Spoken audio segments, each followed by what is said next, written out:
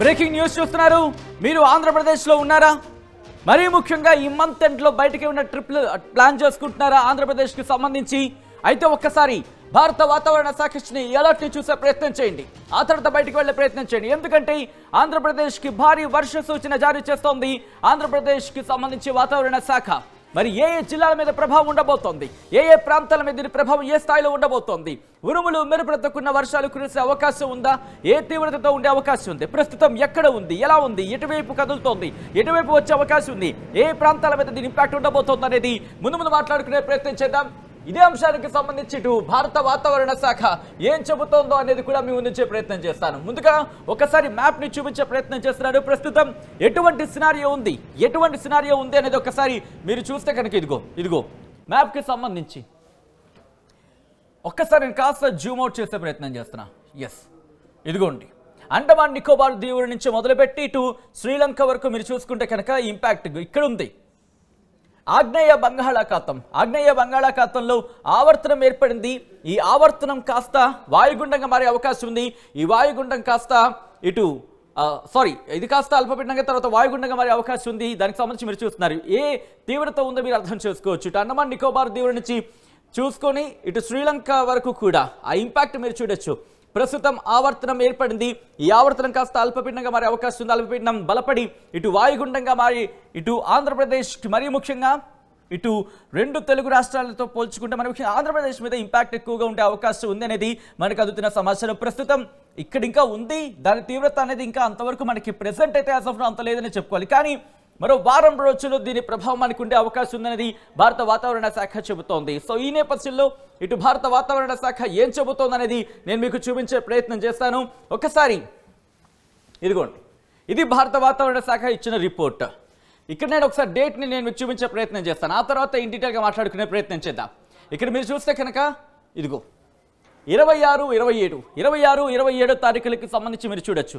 26, 27 ఇక్కడ అంటే ఇంకొక వారం, ఇంకొక 5-6 రోజుల్లో మనకు ఆ ఇంపాక్ట్ కనిపించే అవకాశం ఉంది. ఈ నేపథ్యంలో ఒకసారి ఏ ప్రాంతాల మీద సినారియో ఎలా ఉండే అవకాశం ఉంది అనేది ఒకసారి నేను మీకు చూపించే ప్రయత్నం చేస్తాను. ఒకసారి మీరు ఇక్కడ చూసే ప్రయత్నం చేస్తే కనుక ముందుగా ఉత్తర కోస్తా ఆంధ్ర యానాంకి ఎటువంటి ఇంపాక్ట్ కనిపించట్లేదు యాజ్ ఆఫ్ నౌ. ప్రస్తుతానికి అయితే మాత్రం ఉత్తర కోస్తా ఆంధ్ర యానాంకి సంబంధించి ఇంపాక్ట్ పెద్దగా కనిపించట్లేదు. కానీ దక్షిణ కోస్తా ఆంధ్రకు సంబంధించి మీరు చూసుకుంటే ఇటు ప్రకాశంకి సంబంధించి ఎల్లో అలర్ట్ జారీ చేస్తుంది వాతావరణ శాఖ. దాంతోపాటు నెల్లూరుకి సంబంధించి ఆరెంజ్ అలర్ట్ జారీ చేస్తుంది. ఒకసారి నేను ఇంకా పైకి వెళ్ళి చూపించే ప్రయత్నం చేస్తాను. ఎస్, ఇక్కడ గమనిస్తే కనుక నెల్లూరుకి ఆరెంజ్ అలర్ట్ జారీ చేస్తుంది. Heavy to very heavy rainfall likely at isolated places అని చెప్తోంది. ఎట్ ద సేమ్ టైం అలాగే ప్రకాశానికి సంబంధించి చూసుకుంటే heavy rainfall likely to occur at isolated places అంటూ కూడా భారత వాతావరణ శాఖ చెబుతోంది. అంటే భారీ వర్షాలు కురిసే అవకాశం ఉందనేది భారత వాతావరణ శాఖ చెబుతోంది. ఇంతవరకు మనం కొద్ది రోజుల క్రితం చూసుకున్నాం, ఎల్లో అలర్ట్ వరకు ఇచ్చిన పరిస్థితి ఉంది తప్ప ఆరెంజ్ అలర్ట్ అనేది పెద్దగా అంతగా ఇవ్వని పరిస్థితి అనేది చెప్పుకోవాలి. కానీ ఇప్పుడు నెక్స్ట్ వస్తున్న ఈ వాతావరణ మార్పులకు సంబంధించి అంటే వాయుగుండంగా మారే అవకాశం ఉన్నట్టు కూడా చర్చ జరుగుతోంది. అంటే 21వ తారీఖున అంటే ఈరోజు ఆవర్తనంగా ఏర్పడే అవకాశం ఉంది బంగాళాఖాతంలో. ఆ తర్వాత ఇది 23 అల్పపీడనంగా, ఆ తర్వాత 25 నాటికి వాయుగుండంగా మారే అవకాశం ఉంది, బలపడే అవకాశం ఉంది. దాని తీవ్రతతో 26 నుంచి ఈ ప్రభావం మరింత ఎక్కువగా ఉండే అవకాశం ఉంది ఆంధ్రప్రదేశ్ వ్యాప్తంగా, మరి ముఖ్యంగా కొన్ని ప్రాంతాల్లో అయితే. ఈ నేపథ్యంలోని ఇటు రాయలసీమ మీద కూడా ఇంపాక్ట్ కనిపిస్తోంది. వైఎస్ఆర్ కడప డిస్ట్రిక్ట్, అలాగే వైఎస్ఆర్ డిస్ట్రిక్ట్, అన్నమయ్య, తిరుపతి, చిత్తూరు వీటి మీద ప్రభావం కనిపిస్తోంది. ఇటు వైఎస్ఆర్ డిస్ట్రిక్ట్కి సంబంధించి మీరు చూస్తే ఎల్లో అలర్ట్ జారీ చేస్తుంది. దాంతోపాటు అన్నమయ్య డిస్ట్రిక్ట్ కూడా ఎల్లో అలర్ట్ జారీ చేస్తుంది. తిరుపతికి సంబంధించి ఆరెంజ్ అలర్ట్ జారీ చేస్తుంది. అలాగే చిత్తూరుకి సంబంధించి ఎల్లో అలర్ట్ జారీ చేస్తుంది. 3 జిల్లాల మీద ప్రధానంగా ఎల్లో అలర్ట్ సిచ్యువేషన్ ఉంది.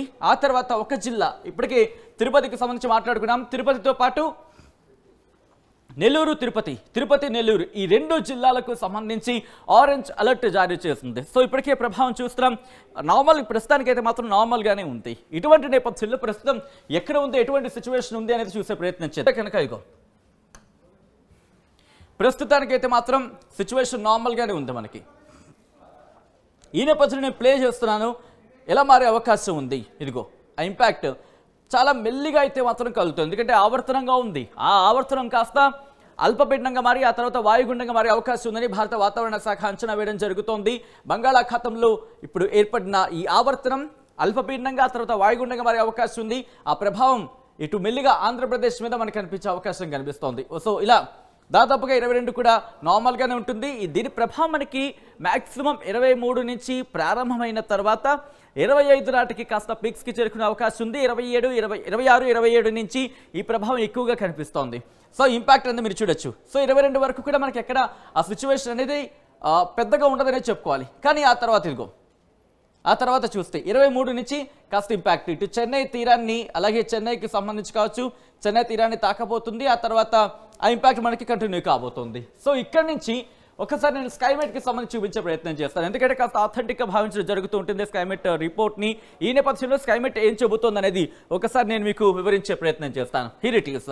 ఇది 21కి సంబంధించి స్కైమెట్ ఏం చెబుతుంది అనేది. ఆ తర్వాత 22 కూడా కాస్త క్లియర్ స్కై ఉంది. ఆ తర్వాత 23కి సంబంధించి కూడా క్లియర్ స్కై చెప్తోంది. కానీ 24, 25 ఇదిగో 25 నుంచి మీరు చూస్తే కనుక రాయలసీమ మీద కాస్త ఇంపాక్ట్ స్టార్ట్ అవుతుంది. 26కు సంబంధించి చూస్తే ఇదిగో 26వ తారీఖున ఇటు తమిళనాడు మీద ఇంపాక్ట్, తమిళనాడు తెలంగాణ మీద కాస్త తక్కువ ఉందనే చెప్పుకోవాలి. రాయలసీమ దక్షిణ కోస్తాంధ్ర మీద ఇంపాక్ట్ మనకు కనిపిస్తోంది. కానీ తెలంగాణకు శ్రీలంకతో పాటు తమిళనాడు మీద కూడా మనకి కాస్త ఇంపాక్ట్ అనేది కనిపిస్తోంది. దాంతోపాటు కర్ణాటకకు సంబంధించి కూడా కాస్త ఆ ఇంపాక్ట్ని మనం చూడొచ్చు. ఆ తర్వాత అంటే 27వ తారీఖున మాత్రం ఆంధ్రప్రదేశ్ మీద పూర్తి స్థాయిలో దీని ప్రభావం ఉంది. ఇటు ఆంధ్రప్రదేశ్ వ్యాప్తంగా 10 మిల్లీమీటర్ల వరకు కూడా వర్షపాతం నమోదే అవకాశం కనిపిస్తోంది. రాయలసీమలోని కొన్ని ప్రాంతాలకు 20 మిల్లీమీటర్ల వరకు కూడా వర్షపాతం నమోదే అవకాశం కనిపిస్తోంది. ఇక్కడ మీరు చూస్తే కనుక రాయలసీమకు సంబంధించి కొన్ని ప్రాంతాల్లో ఆ ఇంపాక్ట్ ఎక్కువగానే ఉంది. దాంతోపాటు 28వ తారీఖున రాయలసీమ మీద కాస్త ఇంపాక్ట్ ఎక్కువగా ఉంది కొన్ని ప్రాంతాల్లో. కానీ ఆంధ్రప్రదేశ్ వ్యాప్తంగా కాస్త తక్కువగా ఉండే అవకాశం కనిపిస్తోంది. ఇంపాక్ట్ ఉన్న చోట దాదాపుగా 20 మిల్లీమీటర్ల వరకు కూడా వర్షపాతం నమోదే అవకాశం ఉంది. ఆ తర్వాత అంటే 29న ఇటు ఆంధ్రప్రదేశ్ వ్యాప్తంగా దీని ప్రభావం కనిపిస్తోంది. అంటే దాదాపుగా 10 మిల్లీమీటర్ల వరకు వర్షపాతం అక్కడక్కడ నమోదయ్యే అవకాశం ఉంది. దాంతోపాటు కొన్ని ప్రాంతాల్లో చాలా తక్కువ చోట్ల మాత్రమే ఎల్లో కలర్ మనకు కనిపిస్తుంది. అంటే 20 మిల్లీమీటర్ల వరకు కూడా వర్షపాతం నమోదయ్యే అవకాశం ఉంది. ఆ తర్వాత అంటే 30వ తారీఖుని గమనిస్తే సిచ్యువేషన్ నార్మల్గా ఉండే అవకాశం ఉంది. కానీ తెలంగాణ మీద కూడా ఇంపాక్ట్ మనకు కనిపిస్తుంది. కాస్త మొత్తంగా అయితే 2 తెలుగు రాష్ట్రాలకు కూడా 10 మిల్లీమీటర్ల వరకు కూడా వర్షపాతం నమోదయ్యే అవకాశం ఉందని భారత వాతావరణ శాఖ అంచనా వేయడం జరుగుతోంది. ఆ తర్వాత డిసెంబర్ 1కి సంబంధించిన ఇంపాక్ట్ కొనసాగే అవకాశం అయితే ఉంది. సో మొత్తంగా అయితే మాత్రం రాబోయే 10 రోజుల పాటు వాతావరణ శాఖ కొన్ని కీలక సూచనలు కావచ్చు, కీలక హెచ్చరికలు కావచ్చు జారీ చేస్తుందని చెప్పుకోవాలి. ఎందుకంటే బంగాళాఖాతంలో ఇక్కడ ఆవర్తనం ఏర్పడింది. ఆ ఆవర్తనం కాస్త అల్పపీడనంగా మారే అవకాశం ఉంది. ఆ అల్పపీడనం కాస్త వాయుగుండంగా మారే అవకాశం ఉందని వాతావరణ శాఖ అంచనా వేయడం జరుగుతోంది. బలపడితే కనుక సిచ్యువేషన్స్ మారే అవకాశం ఉంటుంది. కానీ దీనికి సంబంధించి వాతావరణ శాఖ ఎప్పటికప్పుడు అలర్ట్స్ జారీ చేస్తుంది. సో మీరు కూడా ఈ అలర్ట్స్కి తగినట్టుగా వెళితే కనుక ఇష్యూస్ ఫేస్ చేసే అవకాశాలు చాలా ఇష్యూస్ని మినిమైజ్ చేయొచ్చు అని చెప్పుకోవచ్చు. సో మొత్తంగా అయితే మాత్రం మీకేమనిపిస్తోంది వర్ష సూచనకు సంబంధించి? ఆ వర్ష సూచన వాతావరణ శాఖ వర్ష సూచన జారీ చేసింది. గత కొద్ది రోజుల క్రితం వర్ష సూచన జారీ చేస్తుంది. ఇప్పుడు వర్షాలు పడే అవకాశం ఉందని వాతావరణ శాఖ చెబుతోంది. ఇప్పటికే కాస్త చలికాలం కంటే కాస్త టూర్స్ ప్లాన్ చేసుకునే అవకాశాలు చాలామంది వెళుతూ ఉంటారు. ఈ నేపథ్యంలో ఆంధ్రప్రదేశ్కి సంబంధించి వచ్చే ప్రయత్నం చేస్తే కనుక ఈ 10 రోజులకు సంబంధించి కాస్త ఆలోచించుకోవాల్సిన సిచ్యువేషన్ ఉంది. మరి ముఖ్యంగా అన్ని ప్రాంతాల మీద కాదు, కొన్ని ప్రాంతాలకు సంబంధించి. ఎందుకంటే ఇటు కొన్ని రిపోర్ట్స్ చెప్తున్న దాని ప్రకారం 10 మిల్లీమీటర్ల వరకు వర్షపాతం నమోదే అవకాశం ఉంది. అక్కడక్కడ మరికొన్ని చోట్ల 20 మిల్లీమీటర్ల వరకు కూడా వర్షపాతం నమోదే అవకాశం ఉంది. సో మొత్తంగా ఏం జరగబోతోంది?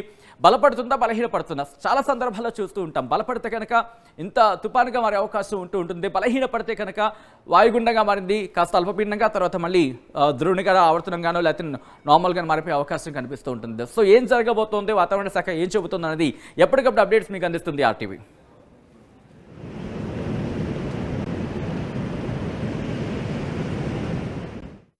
ఆర్టీవీ యాప్ వార్తల్ని క్షణాల్లో చదివే అవకాశం ఉంటుంది. ఒక న్యూస్ పేపర్, ఒక టెలివిజన్ ఛానల్ మీ చేతుల్లో ఎప్పుడూ ఉంటాయి.